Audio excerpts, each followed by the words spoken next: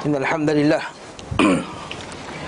نحمده ونستعينه ونستغفره ونعوذ بالله من شرور أنفسنا ومن سيئات أعمالنا من يهده الله فلا مضل له ومن يضلله فلا هادي له وأشهد أن لا إله إلا الله وحده لا شريك له وأشهد أن محمدا عبده ورسوله أما بعد فإن أصدق الحديث كتاب الله وخير الهدي هدي محمد صلى الله عليه وسلم وشر الأمور محدثاتها وكل محدثة بدعة وكل بدعة ضلالة وكل ضلالة في النار. Sebelum kalam ila kalam Allah Subhanahu wa taala dan sebaik-baik petunjuk ialah petunjuk Nabi Muhammad sallallahu alaihi wasallam. Dan seburuk-buruk perkara ialah perkara yang diada-adakan dalam agama. Setiap yang diada-adakan itu adalah bid'ah. Setiap bid'ah itu adalah sesat dan setiap sesat itu tempatnya dalam neraka. Alhamdulillah berkumpul lagi kita pada malam ini untuk majlisul ilm, untuk kita mengenal musuh kita yang sejati, iaitu syaitan. Tak ada jalan kita untuk kembali kepada agama. Banyak orang nak kembali kepada agama, nak jadi a better Muslim. Ayat dia kan, I want to be a better Muslim. Okay? Tak ada jalan untuk menjadi seorang Muslim yang lebih baik melainkan dengan jalan apa? Ilmu. Tak ada jalan. Kalau seorang tu nak jadi seorang Muslim yang baik, tak ada jalan nak jadi Muslim yang baik melainkan dengan jalan ilmu. Sebab apa? Itu jalan para anbiya dulu. Allah Ta'ala sebut dalam surah Yusuf, dalam surah Yusuf ayat 108, Allah Ta'ala sebut, Qul hadhihi sabili, katakanlah wahai Muhammad, inilah jalanku. Jalan apa dia? Ad'u ila Allah, aku ajak orang kepada Allah. Ala basirah, ini point dia. Yang ni, ala basirah. Nampak ke? Kita tak clear je. Nampak? Nampak? Ya, asal kabur ni. Nak kena pergi projektor baru kot. Siapa nak bagi? Apa ribu?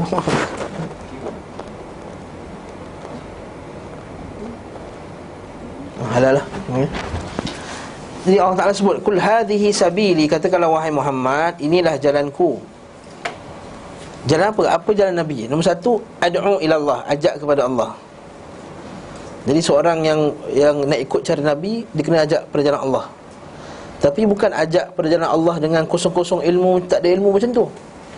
Macam setengah puak kan, dia pergi masjid, dia masuk satu grup tu, dia pergi masuk grup dakwah tu, dia dakwah tanpa ilmu pun. Dia kata, tuan-tuan yang mulia, kembali kepada Allah, Islam ni umpama. Dia main umpama je. Tak ada ayat Quran, tak ada hadis, tak ada apa semua. Jadi apa yang dia rasa itu Islam, dia cakap. Sebab tu dah dakwah mereka tak mengajak kepada ilmu. Dakwah mereka dakwah yang gagal. Sebab tu kita lihat solat pun tak lepas, aqid tauhid pun tak lepas, sunnah pun tak tahu mana yang sunnah. Yang sunnah hanyalah sunnah luaran saja. Berjanggut, pakai jubah, senting apa semua. Kemudian sunnah-sunnah yang bab makan, pakai 3 jari, siwak, hanyalah sunnah-sunnah luaran. Sedangkan sunnah yang besar, yang seperti sunnah menegakkan akidah, menegakkan tauhid, itu sunnah juga. Lepas tu sunnah yang pertama sekali, ad'u ilallah, ajak kepada Allah. Tapi syarat dia ala basirah. Ini ayat dia, ala basirah. Dan ulama' terjemahkan basirah ni, iaitu hendaklah diajak kepada Allah di atas ilmu yang jelas. Basirah ni maksudnya apa? Ilmu yang jelas. Ini dalil bahawa kita kena mengaji. Dalil bahawa kena mengaji. Siapa nak ikut jalan Nabi, dia kena ajak kepada jalan Allah. Tapi nak ajak jalan Allah, dia kena atas ilmu yang jelas. Basirah, kata ulama tafsir, basirah itu adalah ilmu yang jelas, ilmu yang nyata. Maksud ilmu yang nyata tu ilmu yang hak, berdasarkan Quran dan Sunnah, membicarakan tentang tauhid, membicarakan tentang fiqah, membicarakan tentang akhlak. Islam ni bukannya hanya satu bahagian saja. Islam bukan hanya menekankan bab akhlak saja. Islam bukan hanya menekankan bab satu juzuk daripada Islam. Udkhulu fis silmi kafah, masuklah Islam secara keseluruhannya. Afatu'minuna bi ba'dil kitabi wa takfuruna bi ba'd. Allah Ta'ala sebut dalam surah Al-Baqarah, adakah kamu beriman dengan sebahagian Al-Quran dan tidak beriman dengan sebahagiannya? Begitu juga Allah Ta'ala mengutuk orang Yahudi dalam surah Maidah dan surah-surah lain. Mereka ini ambil sebahagian dan meninggalkan sebahagian. Jadi Islam, betul kita nak ala basirah, ilmu yang jelas. Sebab bila kita ada ilmu yang jelas, kita tahu dakwah kita bukan hanya satu juzuk daripada Islam. Itu dakwah yang pertama, ala basirah, ad'u ila Allah, kepada Allah. Ala basirah. Jalan siapa ni? Ana, jalan aku. Ini jalan aku, kata Nabi. Ana, masuk ana apa? Bukan rohana jadi ana kan? Ana juga. Lagu M. Nasir tu, ana tu. Ana. Wa manittaba'an, dan siapa yang ikut aku. Maksudnya ini jalan aku, iaitu kena mengaji. Wa manittaba'an, dan siapa yang ikut aku kena ikut jalan ini juga. Ajak kepada Allah dan basirah. Lepas tu Syekh Muhammad bin Abdul Wahhab dalam kitab Tauhid letakkan ayat ni dalam bab mengajak kepada tauhid, ajak kepada jalan Allah SWT. Itu kewajipan pertama ialah, ada kewajipan setelah mengaji, iaitu mengajak, wajib mengajak.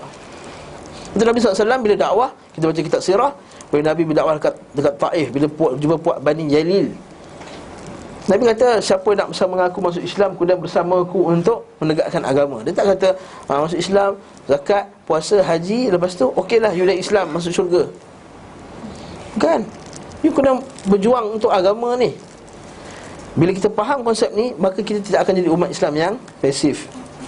Ada setengah orang jadi Islam yang Muslim, Islam dia sangat pasif. Lepas tu dia dah puasa, dah zakat, dah salat, dah puasa, dah zakat, dah haji. Lepas tu baca Yasin malam Jumaat. Lepas tu buat kenduri apa semua, buat kekah, buat korban. Alhamdulillah, Islam aku dah sempurna. Jadi bila orang kata, meh lah sini mengaji bab tauhid, mengaji bab akidah, mengaji bab rosak, tak apalah. Saya ni cukup-cukup apa yang ada lah, yang untuk saya beramal untuk akhirat. Ada yang kata yang tu. Tak nak belajar lah, kita sekarang nak beramal untuk akhirat. Saya nak beramal untuk akhirat sedangkan tak ada ilmu. Satu dah ada basirah. Ana wa tabani wa ma ana minal musyrikin. Aku tidaklah termasuk di kalangan orang yang musyrikin. Ini kata siapa? Kata Allah Subhanahu wa taala dalam Al-Quran. Dan benda yang patut kita belajar ialah perkara selain daripada perkara tauhid. Seperti kata Ibn Qayyim Al-Jauziyah dalam syair dia, pertama kita kena belajar pasal Allah, belajar pasal sifatnya, belajar pasal rububiyahnya, ketuhanannya, dan cara untuk mentaatinya. Okey. Kemudian wajib pula belajar pasal hukum-hukum syarak.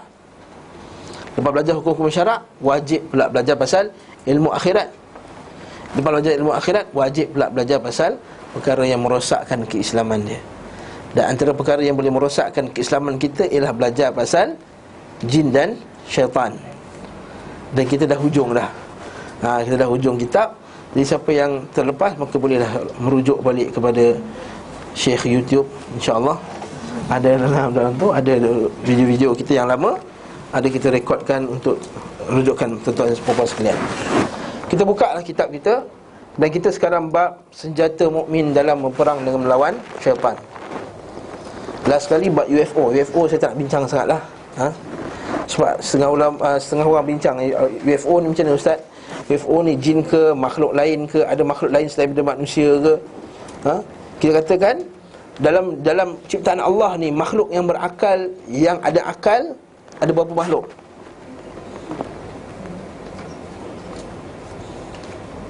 Yang berakal dan berkehendak. Manusia? Jin. Malaikat? Malaikat berakal tak? Malaikat berakal, tapi dia kehendak dia tidak seperti kehendak manusia dan jin. Sebab tu mereka tidak ada taklif. Mereka ada tanggungjawab, tapi mereka tidak seperti manusia dan jin. Oleh itu, kita katakan UFO ni tak lain tak bukan bagi saya, dia adalah jin lah.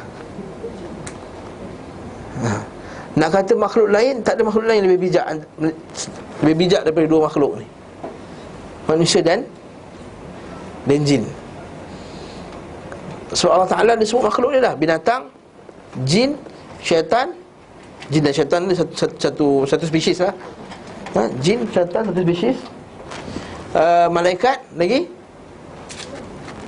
Apa lagi? Tak ada haiwan-haiwan lah. Tak kita kata haiwan cipta UFO. Sekiranya UFO tu sabit, kata penulis ni, dia kata susah nak menolak berita UFO ni sebab dah banyak sangat orang tengok. Sehingga kan sebahagian ada dalam buku dia tulis, dia kata sebahagian umat Islam di Kuwait dia nampak benda ni. Orang Islam jadi bukannya orang kat Amerika aje. Biasanya UFO ni Amerika aje.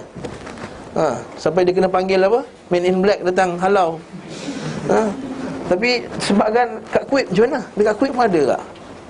Jadi kat atas dasar tu penulis kitab ni, Dr. Ashkar, dia kata saya agak sukar nak menolak hakikat bahawa kewujudan UFO ni.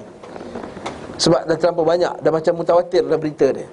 Tapi saya katakan, kata penulis kitab ni, pada kesimpulan pada hujung-hujung tu, kita tak nak baca satu lah. Sebab ada cerita Spielberg lah, ada E.T. lah dalam ni, cerita dalam ni. Tuan-tuan kalau baca sendiri, maka dia kata kesimpulannya, kalau ada pun dia adalah jin lah. Dan bukanlah kerja kita pergi kaji. Itu ada benda. Ustaz, saya dah kaji UFO 20 tahun dah. Saya rasa tak ada faedah. Itu min ilmin lan yanfa'. Allahumma inni a'udzubika min ilmin la yanfa'. Allah, ya Allah, aku minta lindung daripada ilmu yang tidak bermanfaat. Itu betul, ilmu tak manfaat lah. Pergi kaji UFO, pergi kaji Quran, hadis, banyak lagi benda yang nak kaji yang untuk kebaikan manusia. Wallahu a'lam. Kemudian masuklah bab seterusnya, iaitu bab yang keempat, iaitu aslihatul mu'min. Aslihah jamak silah, iaitu senjata orang mukmin dalam berperang dengan syaitan. Fi harbihi ma'a syaitan, iaitu perperangannya melawan syaitan. Apa senjata orang mukmin? Ini bab yang paling penting sekali lah. Ini bab paling penting. Bila orang tanya, ustaz, macam mana nak lawan syaitan, ustaz? Syaitan ni musuh yang tak nampak.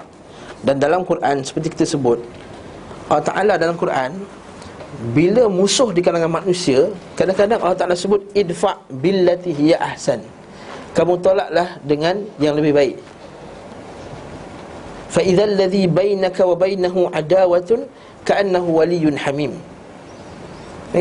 Sebab sekiranya berlaku di antara kamu ni permusuhan, kamu tolaklah dengan baik. Ini kalau musuh yang di kalangan manusia. Kalau boleh tolak dengan cara baik, tolak cara baik. Kemungkinan dengan kamu bersikap lembut kepada musuh kamu, lawan kamu, maka dia akan tertarik. Contohnya kita dalam dakwah, contohnya dia musuh dakwah, kata ada musuh kepada tauhid, dia ajak kepada syirik apa semua. Tak semestinya dalam semua keadaan kita kena keras. Kadang-kadang akhlak kita, cara berlembut tu kita kena tunjukkan lembut untuk kita nak ajak dia kepada kebenaran. Idfa' billati hiya ahsan. Mungkin dia maki kita, dia kata kita sesat, dia kata kita kafir, dia kata kita terkeluar daripada ajaran yang sebenar. Kita tak kata pun, kita cakap lembut je. Kata ini yang hak, ini ajaran Islam. Dan kita tak keluarkan kata-kata yang sama kepada mereka. Kita tak kata dia orang ni beruk, tak kata dia khinzir ke, tak.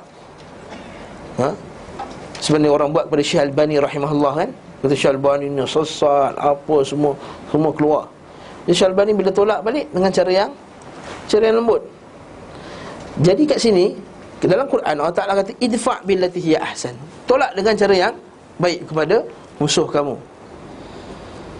Tapi musuh di kalangan jin tak adalah sekali Allah Ta'ala sebut dalam Quran tolaklah dengan baik kepada jin. Tak ada. Bahkan bila musuh jin saja Allah Ta'ala akan sebut berminta lindung. Fa idza qara'tal Quran fasta'iz billahi minasyaitonir rajim. Bila kamu baca Quran, fasta'iz billah.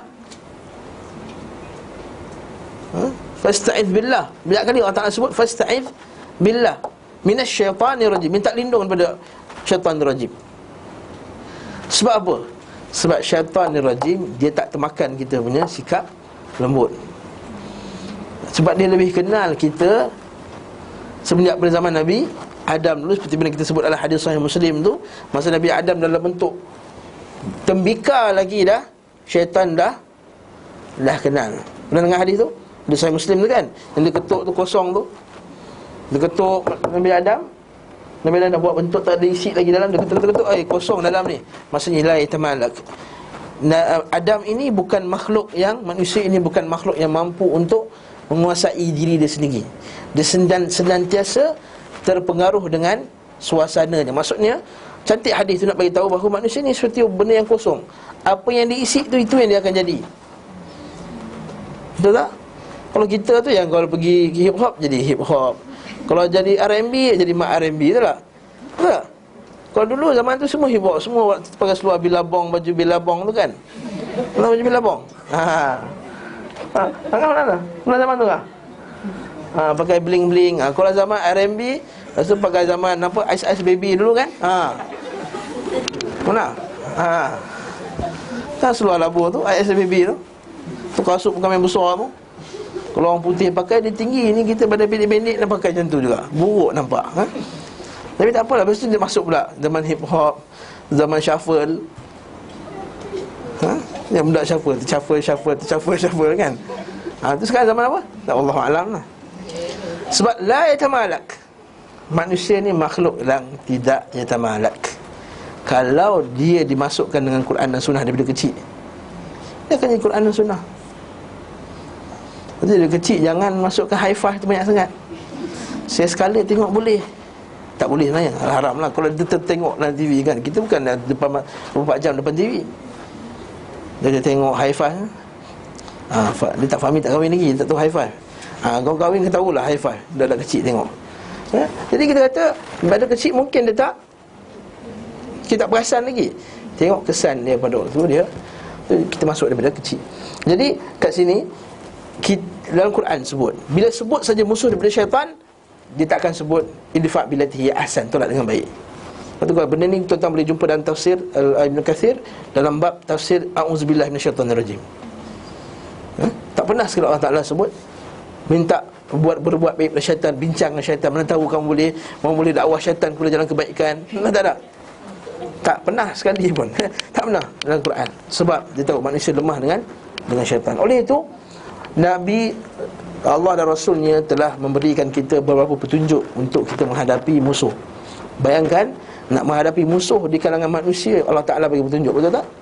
Al-Quran kata contohnya, wa'iddu lahum mastata'tum min quwwah wa min ribatil khail turhibuna bihi adullahu aduwakum.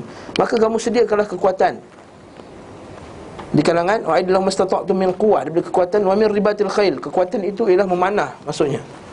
Ala innal quwwata ar-ramyu, kata dalam Quran. Al-Quran kata sediakan kekuatan, al-quwwah, wa'iddu lahum mastata'tum min quwwah, sediakan kekuatan daripada al-quwwah. Kuwah tu maksudnya kekuatan. Tapi bila buka kitab tafsir, kuwah tu maksudnya ialah apa? Melempar, panah, lembing. Sebab Allah Ta'ala bagi tahu, lagi jarak lagi jauh lagi bagus. Kalau kita boleh tembak musuh kita lagi jauh lagi bagus. Ala innal quwwata ar-ramyu, kata hadis tu. Ketahuilah sesungguhnya kekuatan itu ialah melempar lembing dan anak panah.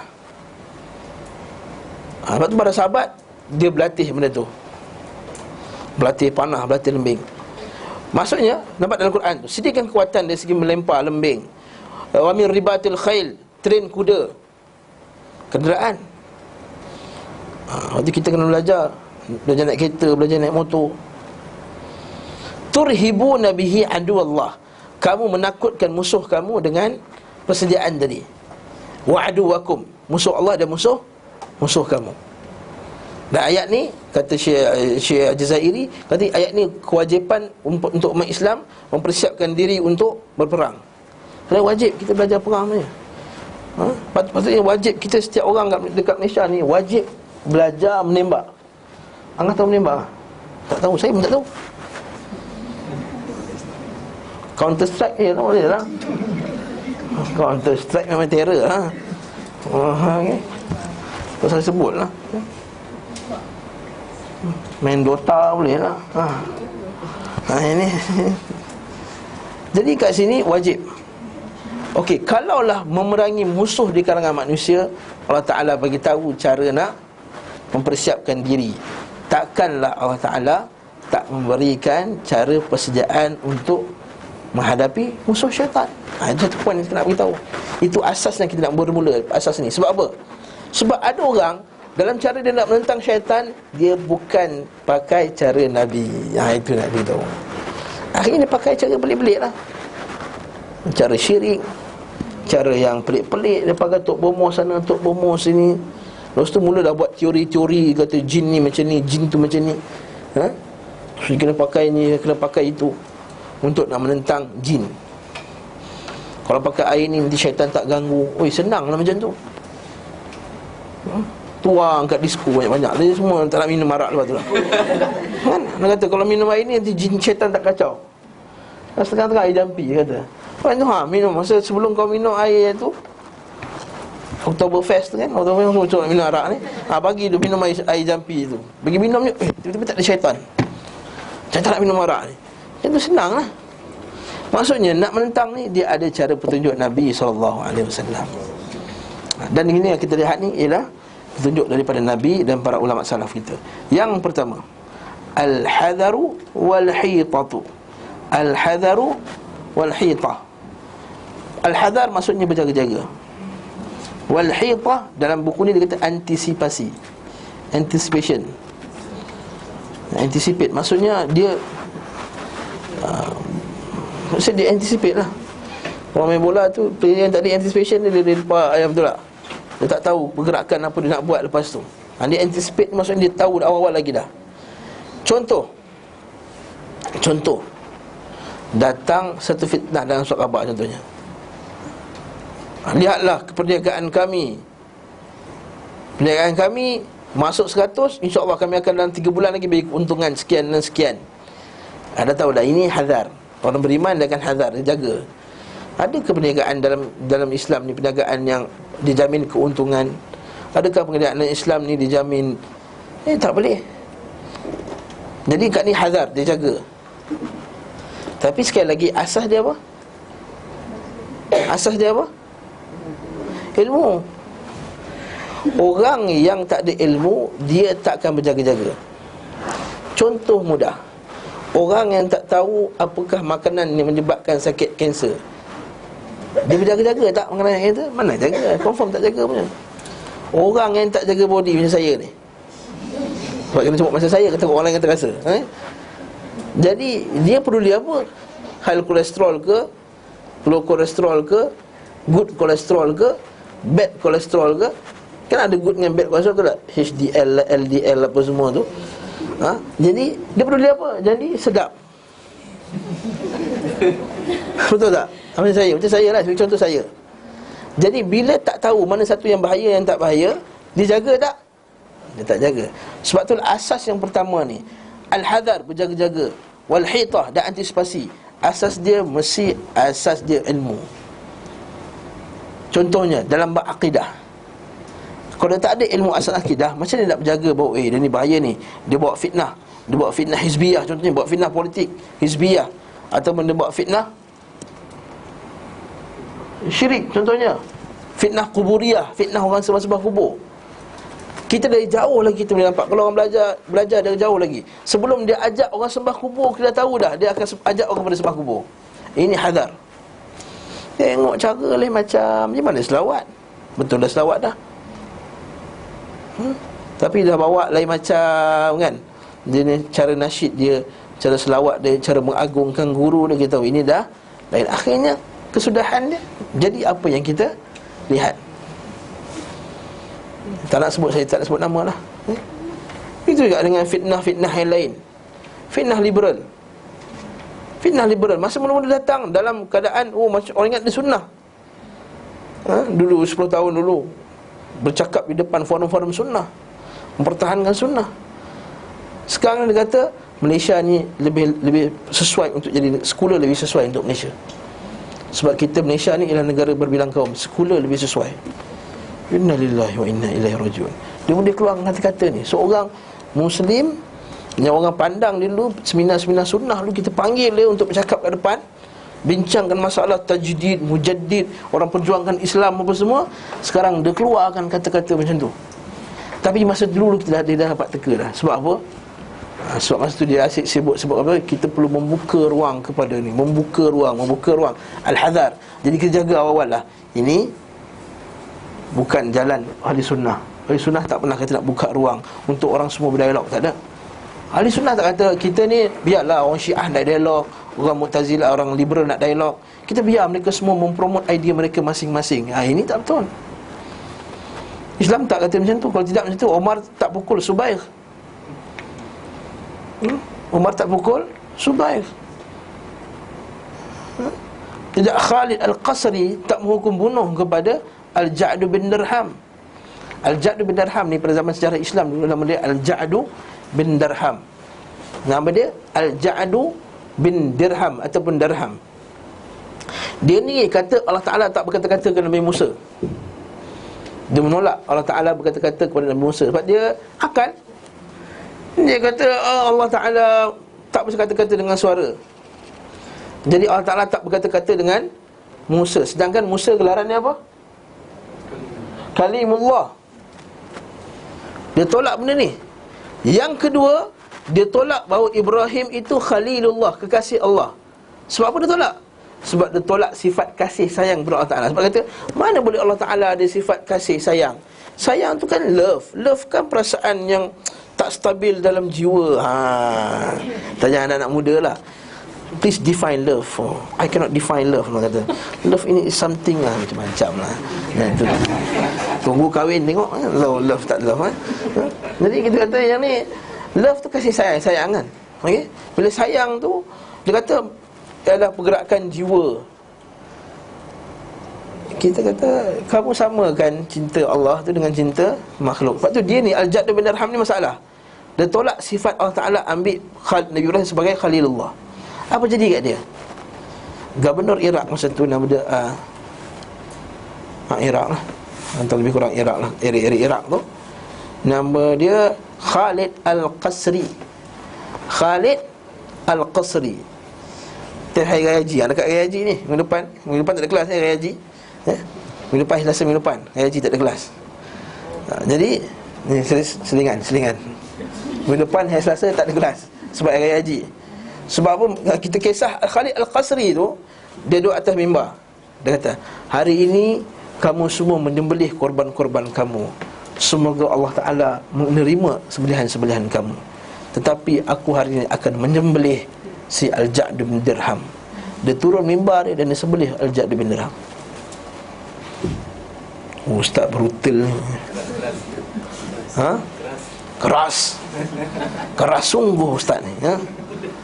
Kita kata, dia cakap kata-kata kufur, dia menolak Al-Quran, dihukum bunuh. Mungkin bagi yang baru datang kelas mungkin kata, ya betul ustaz ni, nak disembelih macam Taliban ni. Kerajaan sebenarnya ulama' dah tegur dia banyak kali dah. Satu kisah, ulama' dah tegur dia, berpuluh-puluh ulama', beratus-ratus ulama' dah tulis kitab dia. Sa'id Ad-Darimi tak karang kitab, Ibn Khuzaimah karang kitab. Semua ulama' karang kitab nak lawan kepada Al-Ja'd bin Dirham. Tapi dia peduli apa? Dia nak sebarkan juga idea dia. Dia bukan peduli. Sebab dia rasa dia betul. Yang kedua, dia rasa dia bijak. Itu musibah manusia. Dia rasa dia bijak dengan membaca kitab-kitab falsafah. Sebab tu lah orang belajar hadis tinggi-tinggi macam Maulana Asri, orang tak respect macam orang belajar PhD in philosophy in Sorbonne, France. Betul tak? Atau dia ni graduate Oxford dalam bidang sosiologi and psychology, ataupun dalam bidang logi yang tak pernah dengar. Tak pernah dengar logi.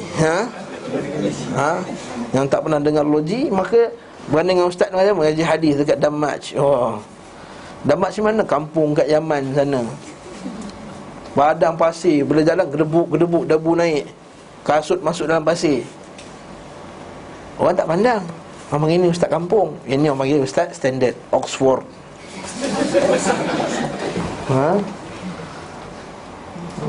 Oxford, Stanford, lagi apa? MIT. Apa lagi? Oxbridge. Mesti Malaya. Nak juga mesti Malaya tu. Maksudnya nampak belajar mana? Saya mengaji dekat Pondok Ahli Sunnah Salafi di Jember sana. Jember Indonesia sana. Jember. Tak standard betul tak? Sebab ni benda ni dah berlaku pada zaman Khalifah Islam dulu. Lepas tu diceritakan, pada zaman tu siapa yang mengaji falsafah mendapat upah lebih daripada siapa yang mengaji hadis daripada kerajaan. Tuan baca, masa zaman Harun Ar-Rashid dah start dah. Harun Ar-Rashid memberikan upah, maksud duit daripada kerajaan, elang kerajaan, kepada siapa yang belajar falsafah lebih berganda-ganda berbanding dengan orang yang mengaji hadis. Dalil ni bersama Imam Ahmad. Imam Ahmad kan dia tengok anak dia Abdullah bin Ahmad dapat ganjar upah daripada kerajaan. Abdullah bin Ahmad ajak Imam Ahmad makan kat rumah dia, ajak bapak dia makan, mainlah makan kat rumah. Aku tak nak makan, kau ambil duit kerajaan. Habis tu ustaz tak boleh makan lah, ustaz duit kerajaan boleh. Itu cerita lain. Imam Ahmad bin Hanbal kata, kau tahu tak, kat sana dulu tu ada ladang dah rampas, kat situ dulu ada tanah kena ambil, kat situ ada ni. Jadi aku tak tahulah kau punya duit ni ambil part mana. Saya stop kat sini. Nak tanya apa hukum makan duit kerajaan, tanya Ustaz Adli. Tanya Ustaz Adli jawab. Jadi al-hadr wal-hitah. Jadi ini jaga-jaga. Sebab apa? Ini para salaf dulu, dia jaga-jaga. Dia jaga-jaga nombor satu, jaga siapa yang dah ambil ilmu. Dia jaga siapa yang ambil ilmu. Yang kedua, dia jaga-jaga siapa yang bercakap. Sebab tu tak semua orang boleh bercakap masa tu. Ibn Hajar Al-Haytami dia kata, kalau boleh pemimpin-pemimpin kerajaan, siapa yang bawa hadis palsu, sebat dan penjarakan dia. Saya rasa ramai ustaz dan TV semua kena penjara dengan sebat lah. Terutama sekali yang hamba Allah tu, yang pakai serban 70 kali tu. Saya pakai serban 70 kali, tu buat kisah bohong. Nak dekat kat Maulid Rasul kan bagi banyak kisah bohong. Jangan tanya saya siapa, tanya ustaz-ustaz ni. Okay. Jadi kita kata ini satu, apa yang dia sebarkan, apa yang dia ajar. Bayangkan pada zaman Sayyidina Umar pernah menahan sekejap Abu Hurairah. Sebab Abu Hurairah ni banyak ajar hadis.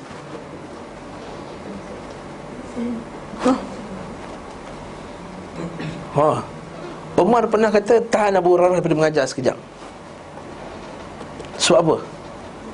Umar dia kata nak pastikan dulu apa yang ada pada Abu Hurairah ni benda yang benar. Nampak tak? Umar tahan Abu Hurairah, bukannya ustaz-ustaz biasa ni. Ustaz macam saya ni patut lagi kena tahan. Tapi ini Abu Hurairah dia tahan. Sebab apa? Tak nak ada hadis-hadis yang tak sahih tersebar dalam masyarakat.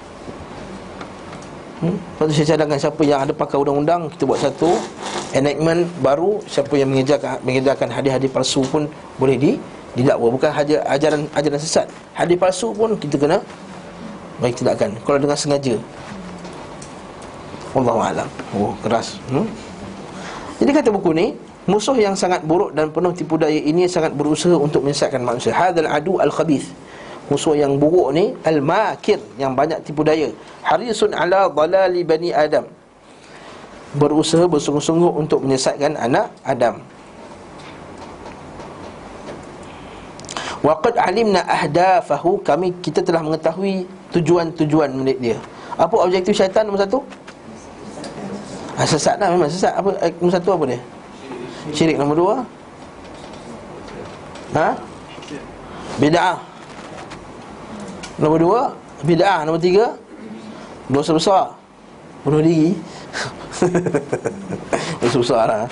Nombor tiga, dosa besar. Nombor empat, dosa kecil. Nombor lima,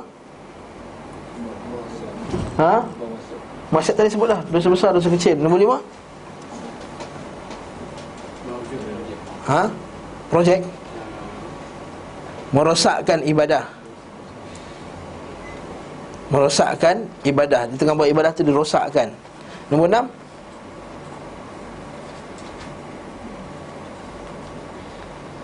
6, dia menyibukkan kita daripada benda yang kurang manfaat, benda lebih manfaat kepada benda yang kurang manfaat. Okay. Lagi itu kita ada 6 yang besar lah. Okay. Pada benda yang makruh, pada benda yang makruh, dosa besar, dosa kecil, kemudian merosakkan ibadah, kemudian masukkan kita dalam perkara yang makruh, kemudian masukkan kita berlebih-lebih dalam perkara yang harus. Itu syaitan punya strategi, tujuan dia. Dan tujuan dia paling besar sekali apa dia? Yang atas sekali. Bukan, atas sekali. Syirik tu visi dia ialah semua masuk neraka sama-sama. Itu visi dia. Sebab apa syaitan nak kita semua masuk neraka? Banyak kali dah saya sebut. Sebab Dia dah confirm masuk neraka, so dia jealous, dia nak juga semua orang masuk neraka. Kalau takkan macam tu sekali, kita kata penyakit syaitan apa dia? Dua. Dengki, hasad. Nombor dua, takabur. Ni dua penyakit manusia. Ada dua penyakit manusia ni, kita kata cukuplah pakej saja jadi manusia yang jahat. Hasad, takabur, sombong. Hasad, takabur. Lepas tu sihir banyak berlaku pada orang ni, hasad dan takabur. Okey, kita tahu dah ini tujuan dia. Kemudian wasail, jalan-jalan ni. Apa jalan ni yang kita dah pernah belajar? Jalan-jalan syaitan untuk menyesatkan manusia.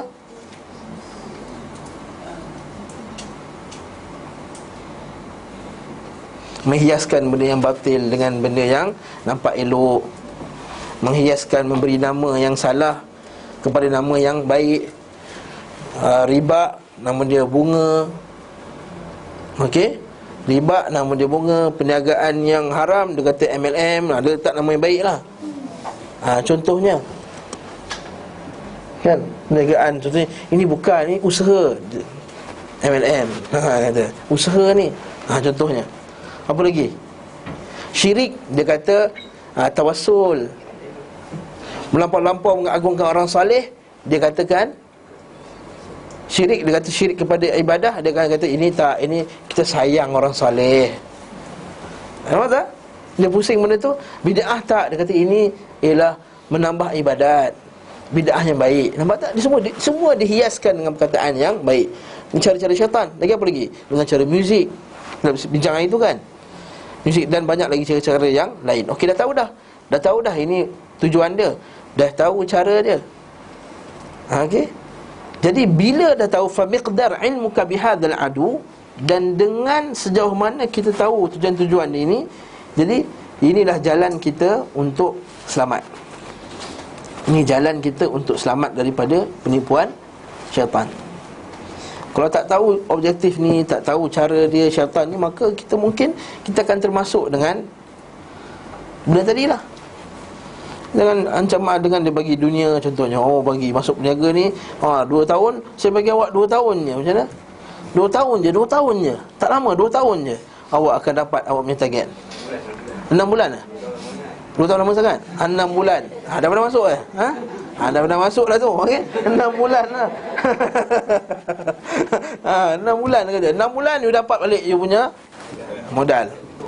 Masya untung lagi. Dalam Islam tak ada perniagaan yang menjamin dapat balik ra'sul mal, dapat balik dia punya modal.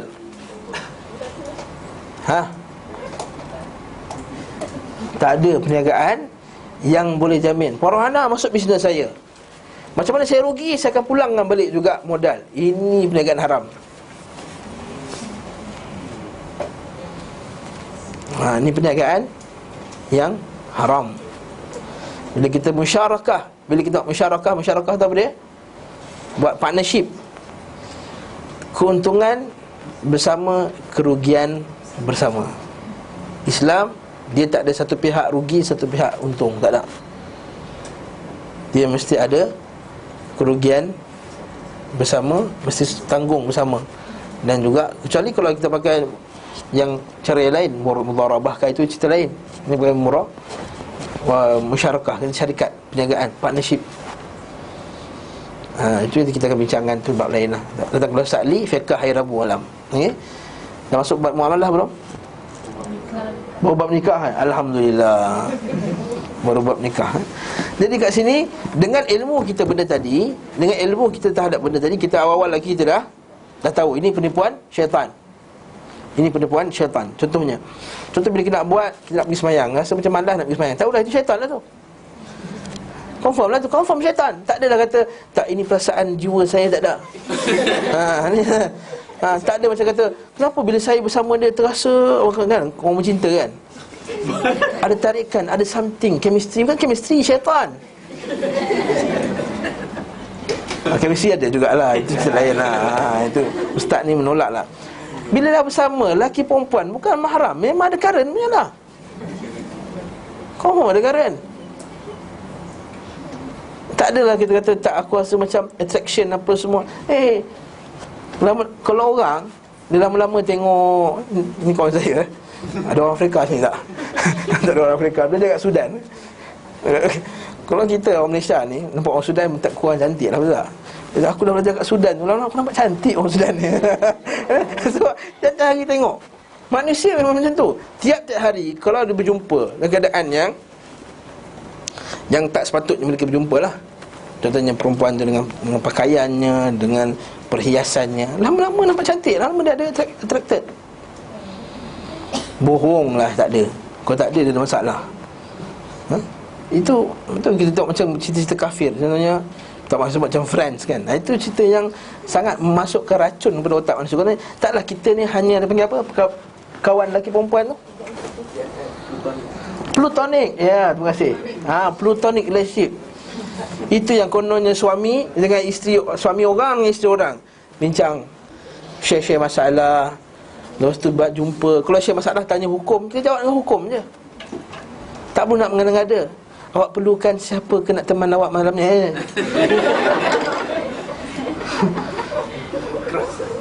Syaitan. Yang tahu ni syaitan. Fatabab syaitan. Buka pintu syaitan. Harap kita faham ni. Banyak orang hatta yang terlibat dengan sunnah pun terjebak dalam benda ni. Nampak macam mana syaitan hebat. Amma idza kana al-insanu ghafilan an hadhihi al-umur, tapi bila manusia itu lalai daripada benda-benda ni semua, fa inna aduwahu ya'sarahu wa yuwajjihu al-wajha allati yurid, maka syaitan pun akan membelenggu dia, menawannya, dia akan bawa dia kepada benda yang dia nak. Once dah masuk dia punya ikatan, dia dah dapat dunia syok tu, susah dah nak tinggal. Tak kisah masalah pun, masalah berniaga, dah dapat duit, susah nak tinggal lah. Masalah politik, dah dapat kuasa kan? Mula kita kata tak, aku masuk politik ni nak dakwah. Aku masuk politik nak dakwah je. Tak ada apa. Niat kita nak sebarkan dakwah. Sekali bila masuk dah ada pengaruh, dah ada orang angkat dia, dah ada orang sebut-sebut nama dia, angkat semua. Akhirnya bila kita kata, asal kau sebut benda-benda ni? Ini benda yang menyokong benda-benda yang bukan ma'ruf, benda-benda yang mungkar.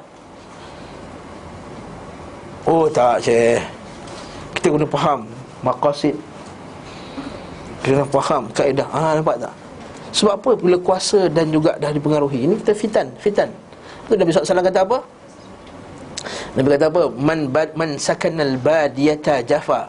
Siapa duduk kat kampung-kampung, dekat pada padang pasir, hati jadi keras, jafa. Nabi pada masih keras kan, orang Arab Badui kan. Lepas tu kita jangan salahkan orang pergi sampai airport tu cara dia layan. Kebanyakan ni Arab Badui. Arab Badui. Awak tu dia bukan main action kan kat airport kan. Pergi sana. Dia tengok pasport dah terbalik tu, tapi dia buat action dengan muka dia. Muka bukan main ni. Action, padahal terbalik pegang. Nak buat macam mana? Itu dia Badui. Bila kita kata dia, lepas tu bila tekan, tak boleh masuk key in tu. Bila kita tengok, dia jangan tengok. Rupanya dia silap tekan. Arab Badui tu. Ya, kita nak macam mana? Tapi khalas ni, man sakanal badiyata jafa wa man ittaba'a as-sayda ghafala. Siapa yang duk suka pancing ikan memang ghafal, jadi lalai. Mana orang pancing ikan sengaja, mana ada? Ada orang pancing ikan sengaja 2 jam, jangan bercakap. Betul tak? Orang tengok ikan kan, ikan lari.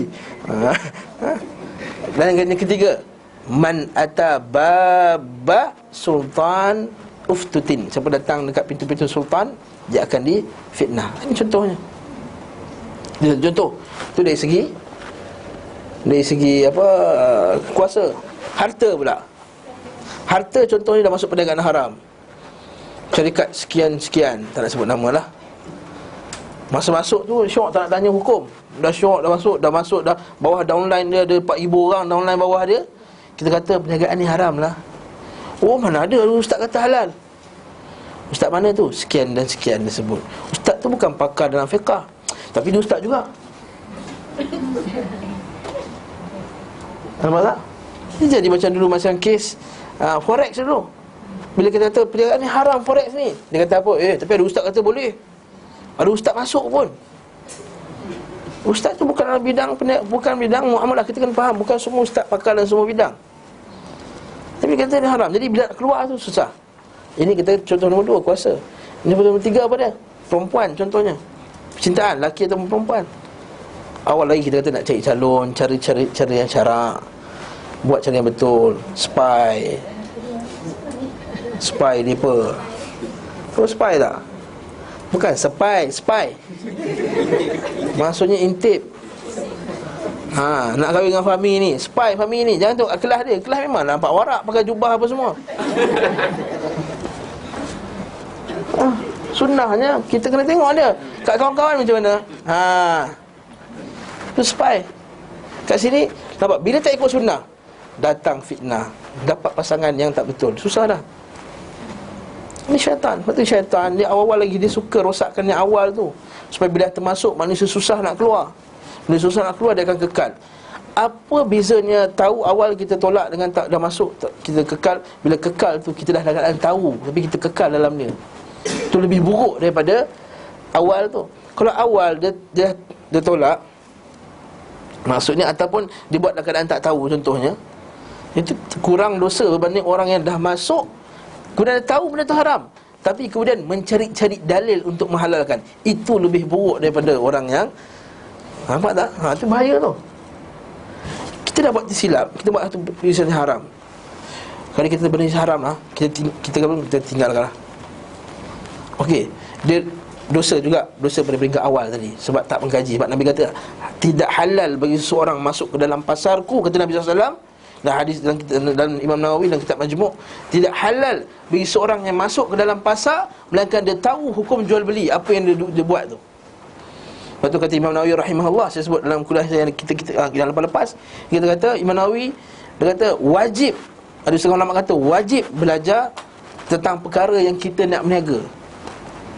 Dia kata tuan-tuan nak berniaga tudung contohnya, kena tahu hukum berniaga tudung, jual beli pakaian online, pakai kad kredit jual beli pakai bayar-bayar, pakai apa tu yang internet punya duit tu apa semua, apalah, tak kisahlah apa nama dia.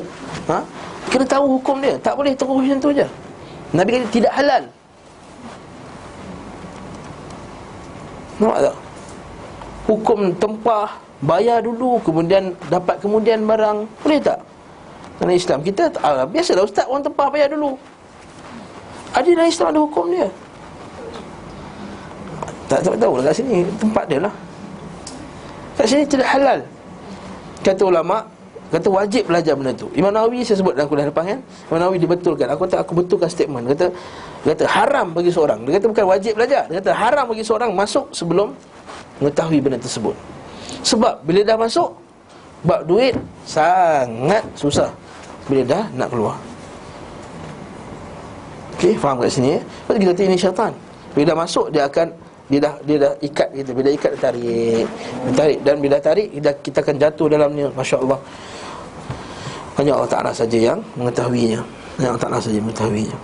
Imam Ibn Jauzi.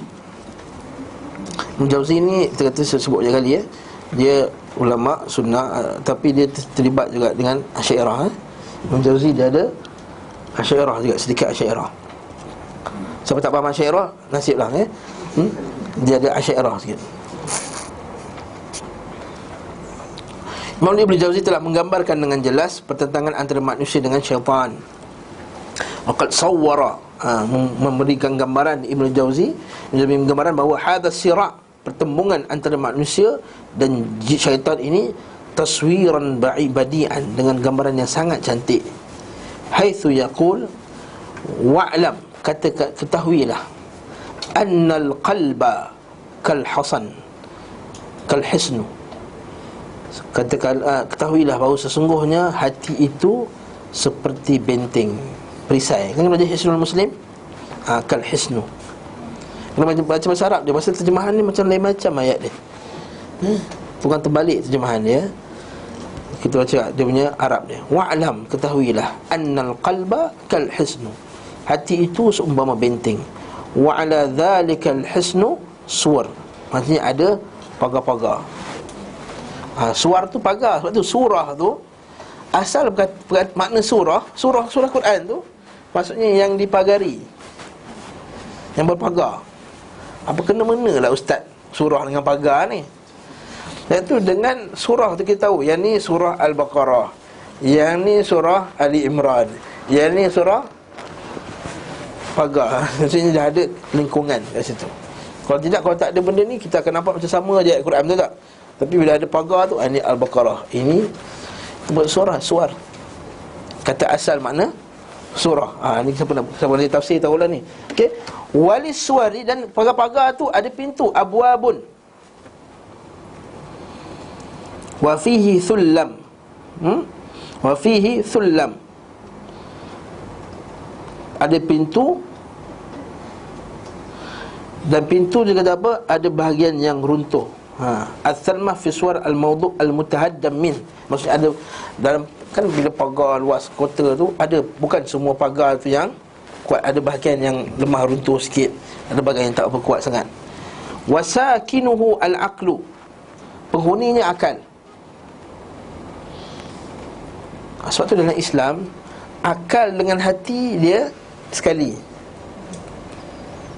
Akal dengan hati datang sekali. Apa dalil dia?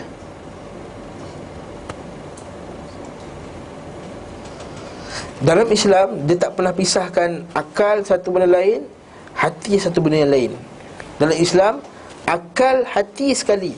Dia panggil fuad. Apa dalil dia?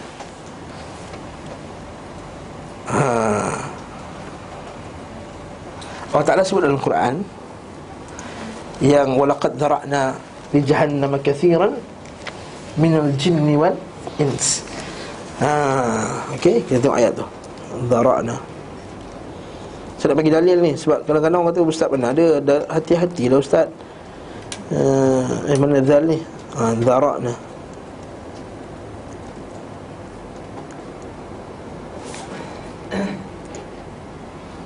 Al-A'raf.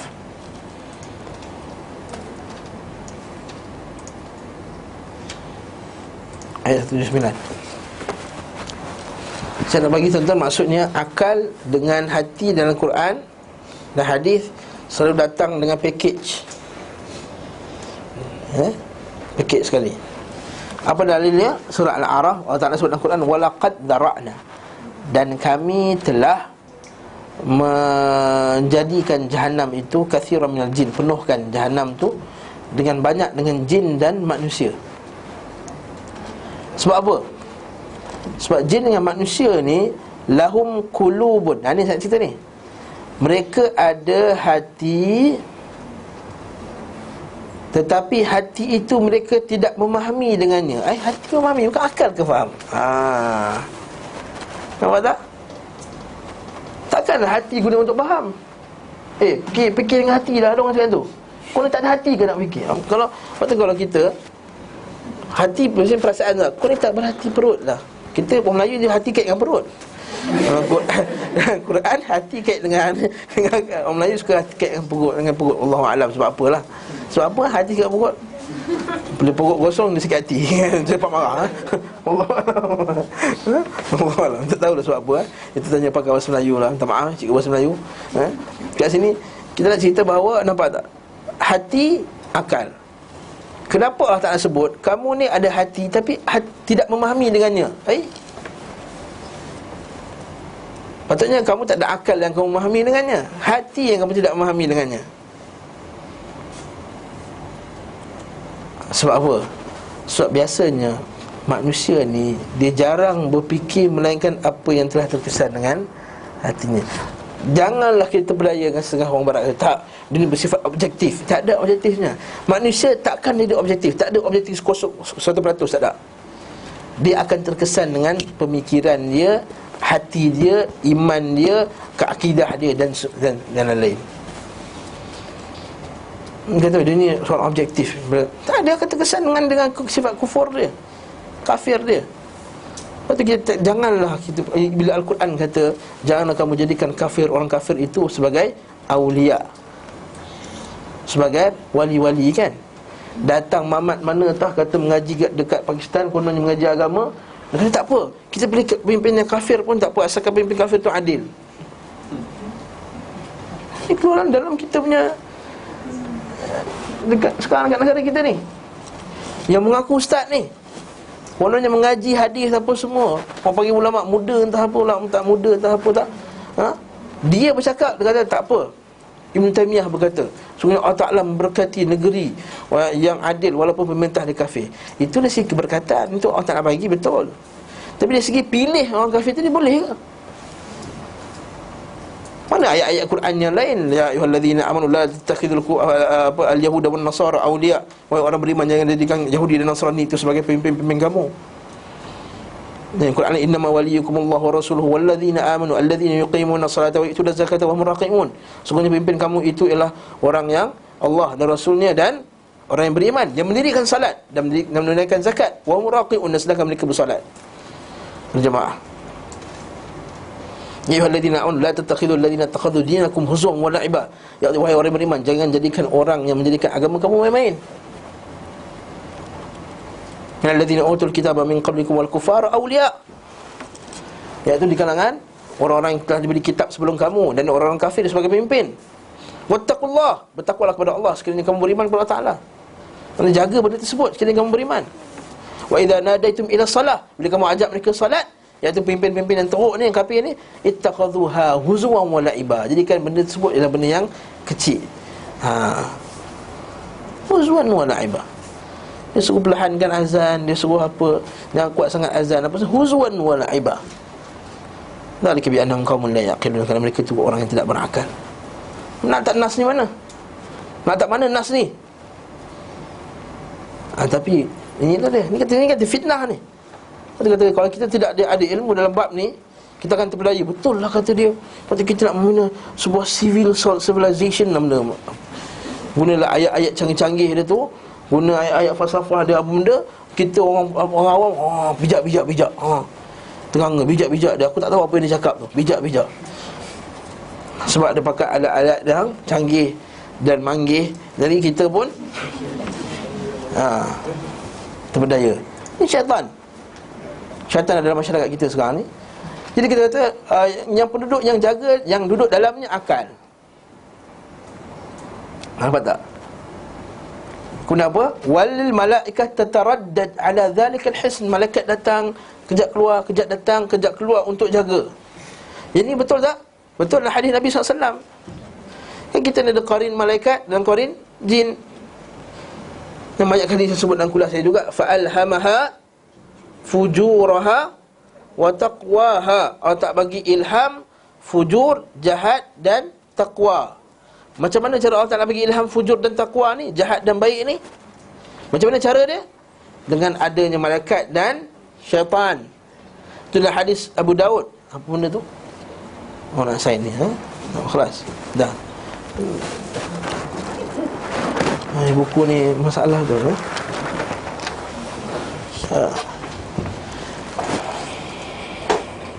Apa dia sebut ni? Malaikat dan syaitan tadi.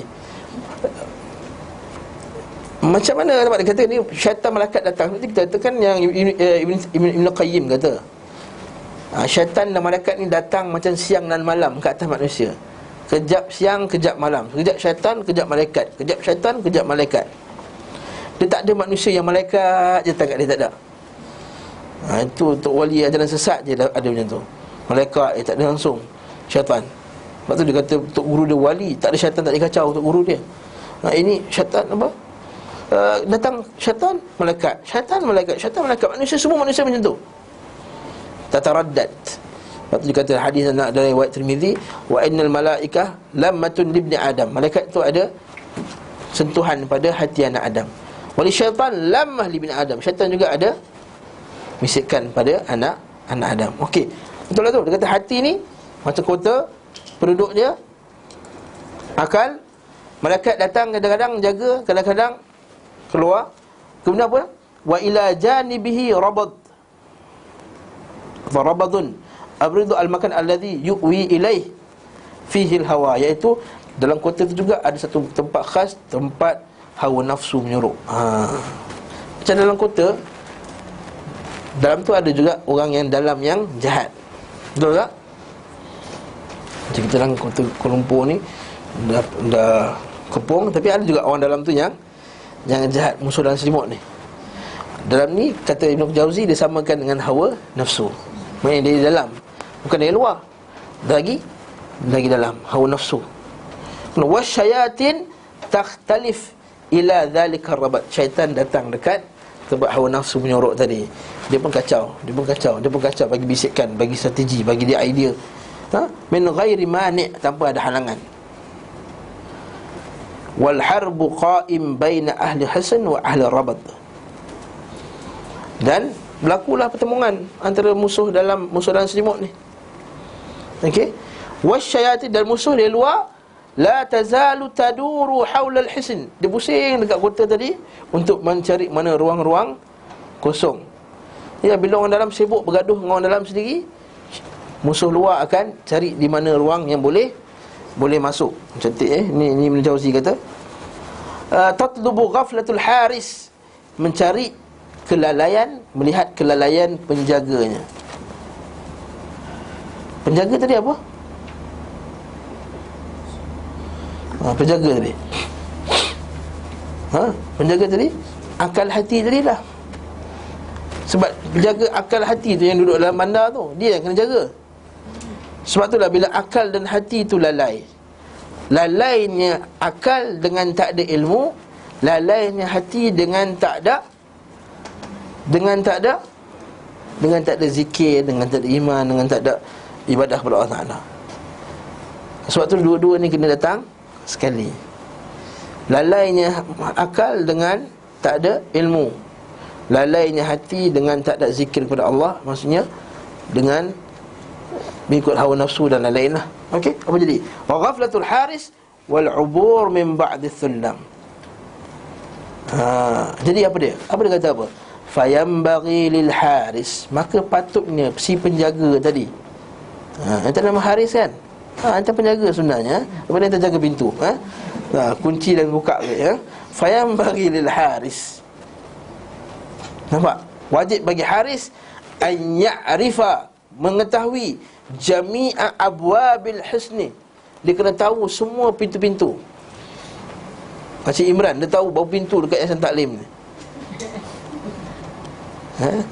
Dia kena tahu. Dia kena tahu semua pintu. Dan dia kata alladhi qad wukila bihifdhihi wa jami'i thulam. Dan dia kena tahu juga pintu-pintu yang dia kena jaga, dan kat mana ruang-ruang yang rosak tadi. Lepas tu juga manusia dia kena tahu kat mana pintu syaitan masuk dan kat mana yang dia lemah. Katakanlah saya lemah buat perempuan contohnya. Asal dia yang dahi licin dia tak boleh. Asal dahi licin lalu dia saya tak boleh. Tahu masa tahu apa maksud saya? Bawa warak pula So dahi licin, asal yang comel je datang, dia pun mula dah. Bukan tak berjerawat. Ada kat comel tapi jerawat. Maksudnya yang comel sikit je mula dia dah tak. Maka kita tahu dia sulam dia kat mana? Perempuan. Jadi alaihi, ke atas dia menjauhi segala pintu yang dia boleh menyebabkan dia terjebak pada benda ni semua. Setengah orang terjebak daripada duit, setengah yang terjebak pada apa? Kuasa. Setengah terjebak daripada muzik, setengah terjebak daripada bergaduh, berjidal, berdebat. Asal nak ada orang lebih sikit dia, kau panggil aku. Setengah orang kan, kau panggil, kau nak gaduh dengan mamat ni, kau panggil aku. Ada setengah orang macam tu. Ada setengah pintu dia marah, dia senang cepat marah. Kelemahan dia cepat marah. Ada pintunya dia cepat lemah. Ada pintu dia was-was, dia tahu mana pintu. Jadi dia kena tahu mana pintu-pintu mana yang dia lemah. Dan setiap orang tahu mana yang dia lemah. Betul tak? Kita semua tahu mana yang kita lemah sebenarnya. Tapi sama ada kita abaikan atau mungkin kita tak beri perhatian. Sebab itulah kadang-kadang kita senantiasa terjatuh kepada dosa yang sama, walaupun banyak kali dah kita tahu ini dosa, dan dah bertaubat banyak kali dah, tapi tetap juga terjatuh pada dosa yang itu. Dah tahu dah benda tu dosa, dan banyak kali dah terjatuh dah, banyak kali taubat kat situ, tapi tetap juga terjatuh. Sebab kita tidak menahan diri daripada tempat-tempat yang menyebabkan kita jatuh dalam fitnah tadi. Lepas tu kita zaman moden ni, Facebook adalah tempat fitnah yang terbesar lah. Fitnah terbesar Facebook. Facebook adalah tempat senang terjatuh. Nak tengok perempuan, dalam tu ada perempuan. Nak tengok orang berdebat, dalam tu ada berdebat. Nak dengar hadis-hadis palsu, dalam tu banyak juga. Nak dengar ajaran sesat, setengah orang dia suka nak kaji ajaran sesat ni. Dia tengah mengaji kan, dia nak baca, dia nak buka juga website Abu Syafiq. Sebut terang-terang lah. Ustaz Abu Syafiq ni teruk betul, dia tu kutuk ahli sunnah apa semua. Dia pun geram. Tu telefon Ustaz SMS. Ustaz macam nak jawab ni? Ustaz tu nanti SMS nak jawab dia SMS panjang-panjang tu. Tu dia kata buka website Yayasan Taklim. Kau tahu ustaz ni mau jawapan, dia suruh buka website Yayasan Taklim pula. Jadi tak jawapan ni, tak jawapan ni. Ustaz sila jawab email saya ustaz berkenaan dengan ni. Jadi kita jangan kita jatuhkan diri kepada tempat-tempat fitnah ini. Kita buka, kemudian kita letakkan promote. Minggu ni ada kuliah Yayasan Taklim. Cukup dah kelas. Jangan tengok friend kepada friend, dia friend kepada friend, dia friend kepada friend. Betul tak? Tahu orang suka ni tu. Siapa friend? Oh, dia ni friend dengan dia ni. Oh, dia ni friend dengan dia ni. Oh, dia ni friend dengan dia ni juga. Comel juga friend dia ni buka friend dia ni pula. Mesti ada banyak lagi kawan yang comel-comel. Dia buka lagi friend lah. Habis lah. Tahu tak? Ataupun ahli bid'ah, dia buka ahli bid'ah. Siapa geng dia ni? Siapa geng ni? Abu Syafiq ni siapa geng dia? Oh, dia ni ustaz. Oh, dia ni datang hari tu. Dia buka lagi. Dia buka. Dalam 2 jam kat situ. Kalau dia baca buku ni dah habis satu bab. Nampak? Mawaqi'ul fitan. Ni mawaqi'ul fitan, tempat fitnah. Macam mana tak fitnah? Nak buka email Yahoo pun bawah tu, artis ditangkap basah. Dia kata pun buka ni. Pelakon baru ditangkap berkhaluat. Siapa ni? Kita sedangkan dia bukan maklumat pun. Mungkin hal kita nak pergi kaji benda tu. Betul tak? Kita mau kaji, buka kaji ni. Itu bawah tepitan berita lagi. Artis ni khaluat, artis ni khaluat. Buka satu. Habis 2 jam. Kalau baca satu durus, dengar satu kuliah, 2 jam dapat dengar 2 kuliah. Dapat mengajar satu hadis dengan banyak pengajian-pengajian dalamnya. Mawaqi'ul fitan. Lepas tu kita tahu, kalau kita lemah kat sini, khalas. Al-qulubu dha'ifah wal fitnatu khattafah. Wal fitnatu khattafah. Ini kata guru kami. Hati itu lemah dan fitnah itu seumpama kilat yang menyambar. Sambar sampai hati itu jadi lemah. Bila lemah, begitu ibadah pun dikurang, nak mengaji pun kurang, nak datang kuliah pun kurang, lemah, hafal tak lekat-lekat. Betul tak? Kan? Yaktubani, taktubani, yaktubna. Taktubani, taktubina, dah sangkut dah kat situ. Belum lagi bab lain ni pula, hal mamnu' minas saraf. Ini bahasa Arab lah. Kalau akidahnya tanya kali, banyak kali dah tanya dah. Tagut tu ada 5. Setiap kali 5 tak pernah ikut urutan sama, mestilah lain. Sebab al-qulubud dha'ifah. Sebab kita banyaknya muskilah kat situ. Azim cantik. Jadi Ibn Jauzi ni kata cantik. Jadi syaitan tu cari kat tempat mana yang kita lengah, kat situ lah. Betul. Sekarang ni banyak pintu-pintu yang diletakkan. Lepas tu kata apa? Wa hadzal hisnu mustaniru bidzikri. Fa innal adu la yaftar. Ala yaftar anil hirrasa lahzah. Maka janganlah yaftar, maksudnya lalai daripada penjagaannya walaupun lahzah, sekejap. Ini yang kita susah. Nak maintain konsisten tu. Sebab itulah, apa nasihat paling besar sekali kepada Sufyan bin Abdullah, kata sahabat Nabi, daripada Sufyan bin Abdullah. Daripada Sufyan bin Abdullah, dia kata, ya Rasulullah, bagi aku satu nasihat. Ya, aku takkan tanya pada orang lain lagi dah. Aku takkan tanya pada orang lain lagi, ya Rasulullah. Nah, hadis sahih Muslim. Apa Nabi kata? Apa kata Nabi? Apa masalah datang kelas saya rasa hadis ni. Apa hadis dia? Oh no. Qul amantu billah thumma istaqim. Katakanlah aku beriman kepada Allah, kemudian istiqamahlah. Istiqamah ni maksudnya apa? Kalau konsisten silap, iaitu terus berterus dalam mentaati Allah Ta'ala. Orang kita dia ingat istiqamah itu konsisten. Konsisten datang kelas je ni, masih itu konsisten dan jadi satu segi. Tapi dalam Islam, maksud istiqamah lebih luas daripada konsisten. Maksudnya ialah berterus-terus dalam mentaati Allah, tak sengit walaupun satu saat. Itu yang kita susah tu. Itu Nabi tak bagi nasihat lain dah. Itu je nasihat dia. Kalau dia patuh nasihat tu, selamat tak? Selamat. Dan takkan sengit sikit pun, tak sengit. Dari segi akidah, dari segi akhlak, dari segi ibadah, dari segi manhaj, dari segi kehidupan. Suka senang tu. Senang yuk. Susah. Lepas tu dia kata dalam buku ni, kita ala yaftar anil hirasah lahzah, walaupun sekejap.